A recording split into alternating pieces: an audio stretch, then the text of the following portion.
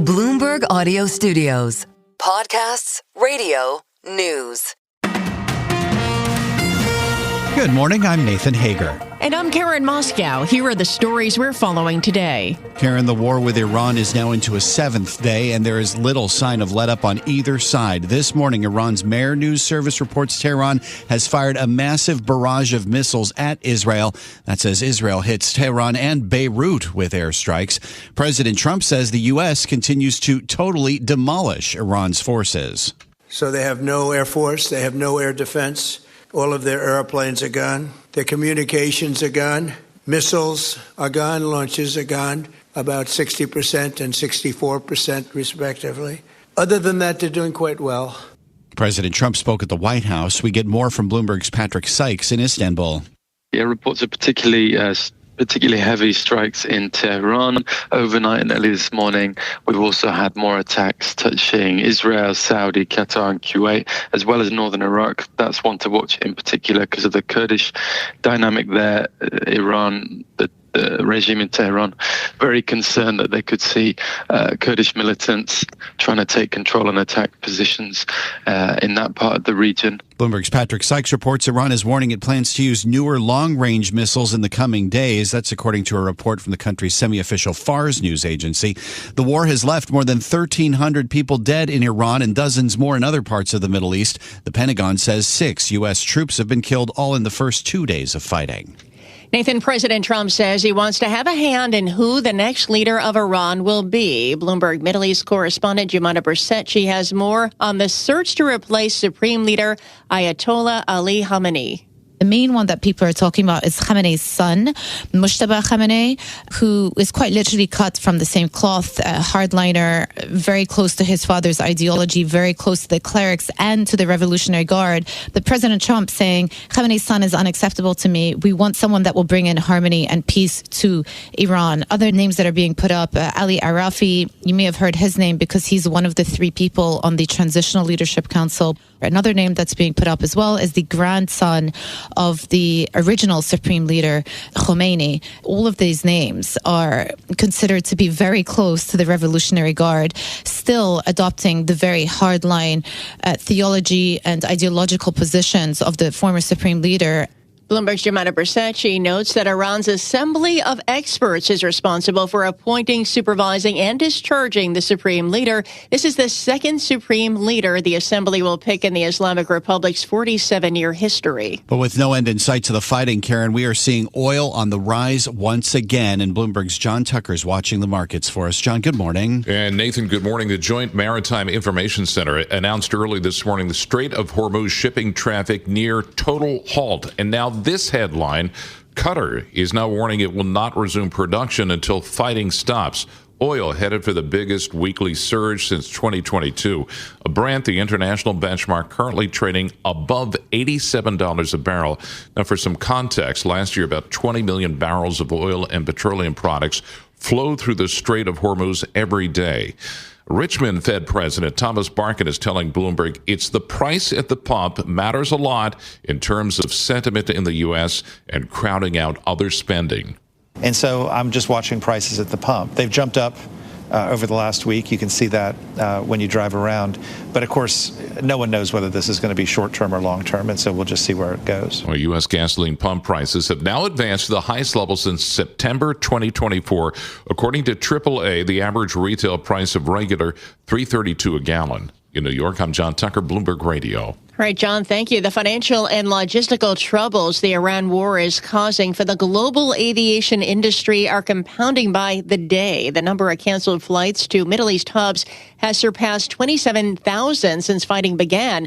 Thousands of passengers have been stranded in the Gulf region. On Capitol Hill, Karen, the House has joined the Senate in rejecting a bill that would have forced President Trump to halt strikes on Iran. A handful of Democrats joined most Republicans in voting against the War Powers Resolution 219 to 212. House Speaker Mike Johnson says it was the right move. It would have been a very dangerous gambit to take the commander-in-chief's ability away to complete this mission. It would have been a very serious misstep by Congress, and I'm grateful that that resolution failed. Speaker Johnson spoke on Capitol Hill after the vote. Lawmakers will have another chance to weigh in on the war soon. The White House is preparing to ask Congress for billions of dollars to continue the fight against Iran. Well, Nathan, President Trump removed Kristi Noem as Homeland Security Secretary after months of controversy and announced he would replace her with Oklahoma Senator Markwayne Mullin. Bloomberg's Amy Morris has more from Washington. Sources tell Bloomberg President Trump was upset with Noem for telling lawmakers the president signed off on a roughly $200 million advertising campaign.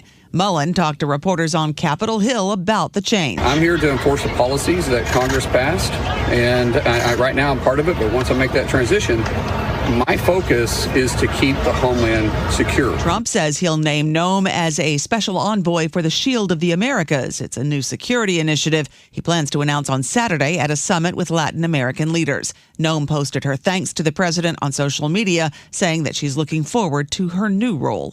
In Washington, Amy Morris, Bloomberg Radio. Amy, thank you. And President Trump posted on social media that the move would take effect March 31st. Karen, Anthropic could be headed for a legal showdown on AI with the U.S. government. The company's vowing to legally contest a Pentagon decision to declare it a threat to the U.S. supply chain. The move puts the firm's contract at risk that provides the Pentagon with classified AI tools. This clash came to a head last week when the White House said Anthropic would be blacklisted for refusing to allow its technology to be used for mass surveillance in the U.S. or the development of autonomous weapons. Well, Nathan, the Trump administration is considering taking a formal role in the artificial intelligence industry. U.S. officials have written draft regulations that would restrict AI chip shipments to anywhere in the world without American approval. Bloomberg technology host Ed Ludlow says this would make the U.S. government the gatekeeper for who can buy large amounts of chips. If it's a small project or small shipment, that would face lighter review. If it's a bigger data center project at, say, gigawatt scale that would require the tens of thousands or hundreds of thousands of GPUs that data centers of that magnitude rely on, then it would not just be a thorough review by BIS and the US government, but you're talking now about government-to-government talks. And Bloomberg's Ed Ludlow says chip giants NVIDIA and AMD did not respond to requests for comment to the story. Turning back to the markets now, Karen, futures are lower after yesterday's losses on Wall Street. The S&P 500 was down 1.5% at one point, but it closed lower by 0.5%. This morning, Wall Street awaits the latest monthly jobs report, and we get a preview from Bloomberg's Charlie Pellet. The government's employment report is expected to show that hiring moderated last month after an unexpectedly strong reading in January. Economists surveyed by Bloomberg see the U.S. economy adding 55,000 new jobs, with the unemployment rate holding at 4.3%. Kathy Buszczynczyk is chief economist at Nationwide Mutual. When you look at the trend, I think the labor market has been pretty resilient here. It's not buoyant, but resilient. Some economists have warned that severe winter weather could dent the headline payrolls number. In New York, Charlie Pellet, Bloomberg Radio. And another program note, Karen, as we've just seen this past weekend, markets may close this afternoon, but the world will not. And that is why we are bringing you a new live radio and TV show, Bloomberg This Weekend. It looks beyond the headlines of the day to the bigger themes driving politics, business, and culture. We invite you to join David Gura, Christina Ruffini, and Lisa Mateo to get smart conversations and in-depth interviews that help make sense of the week that's been and what comes next. Get Bloomberg This Weekend live Saturdays and Sundays from 7 a.m. Eastern on Bloomberg Radio, Bloomberg Television, and the Bloomberg Business app. Time now for a look at some of the other stories making news in New York and around the world. And for that, we're joined by Bloomberg's Michael Barr. Michael, good morning. Good morning, Karen. New York Governor Kathy Hochul says although the state was not facing any credible threats because of the unrest in the Middle East, the state's cybersecurity and counterterrorism expert are monitoring the situation. Hochul said the state remains on high alert as the conflict between the U.S., Israel, and Iran war stretches into its seventh day. And it's a city that is home to, over a million Muslims, a state of a million Muslims, but also a million Jews as well. We are exposed. We are exposed to this as we have been in the past. So we take it very seriously. We're working hand in hand with NYPD. Governor Hochul says she has been getting hourly updates on the situation. Groups representing U.S. airlines and the travel industry are calling on Congress to reopen the Department of Homeland Security so that airport screeners can get paid. At a Pay Our Federal Aviation Workers news conference in Washington, D.C., President and CEO of the U.S. Travel Association, Jeff Freeman, says it's reckless not to pay these critical workers. You can't run an industry with $3 trillion in economic impact on IOUs. The funding lapse stems from disagreements over immigration enforcement after federal ICE agents killed 2 Americans in Minneapolis, with the Democrats demanding reforms. 3 former presidents will be among those attending the funeral service in Chicago today for the Reverend Jesse Jackson. Former Presidents Bill Clinton, Barack Obama, and Joe Biden will say a final goodbye to Jackson at what's being called the People's Celebration at the House of Hope Baptist Church. A private service will be held Saturday at Rainbow Push Coalition headquarters for Jackson, who died at age 84.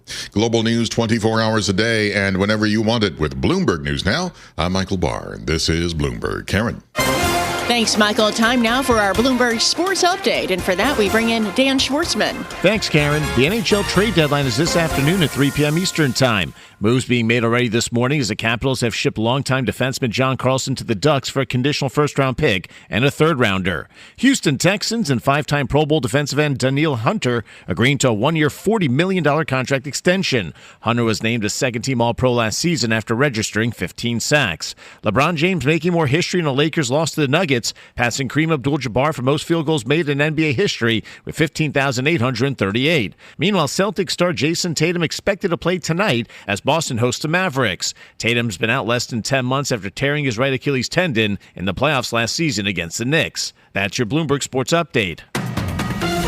Stay with us. More from Bloomberg Daybreak coming up after this. Coast to coast on Bloomberg Radio, nationwide on Sirius XM, and around the world on Bloomberg.com and the Bloomberg Business app. This is Bloomberg Daybreak. Good morning. I'm Nathan Hager, coming to the end of the first week of the war with Iran, but there is little end in sight to the war itself. Joining us this morning from Istanbul is Bloomberg News Middle East breaking news editor Patrick Sykes. Patrick, what is the latest? Good morning. Hi there. Yeah, no sign of let-up, as you say. The Iranians overnight saying they've got no intention to negotiate and they haven't asked for a ceasefire, denying some of the reports we've had over the past few days to that effect. And strikes are still happening today in Israel, in Saudi, Qatar, Kuwait, northern Iraq as well. The latter, I think, an important one to watch because of the reports over the past few days about potential U.S.-Kurdish coordination to weaken the regime in Iran. And the headline I saw from Qatar as well, that it might be shutting down oil production completely until the fighting stops. What's the latest on that? Yeah, oil and particularly gas and LNG will be important for Qatar, right? One of the biggest producers in the world, and currently all of that is stuck on the wrong side of the Strait of Hormuz. I think that spooked the market, and we saw oil react to that because it just underlines the potential for this to continue for weeks. I think he said something to the effect of if it's 4 or 5 weeks kind of timeline, then we could see oil going to $150 a barrel. That's almost double where we are now. So again, the market is super honed in on the duration of the conflict in order to gauge the risk. There is some question about the duration, given that President Trump has said that Iran's air defenses and Navy are gone and the missile launchers as well have been depleted. What could that say about the extent of the damage and how much longer this could go on? Yeah, I think our colleagues on the geoeconomic side have done some good analysis about this, and they give the nuance that air dominance, air superiority is true, but it's in very specific areas, right? It's not the case that the U.S., Israel can fly unimpeded without risk over the whole of the territory of Iran. If you look at the map, they've really been focused on the western part, near the border, that enemy-facing side of Iran. But there's still, I think, in their eyes, a lot of targets to go for further inland, and that's why I think there's still plenty of scope for it to continue. Just 30 seconds left, Patrick, but what's the air travel situation like right now?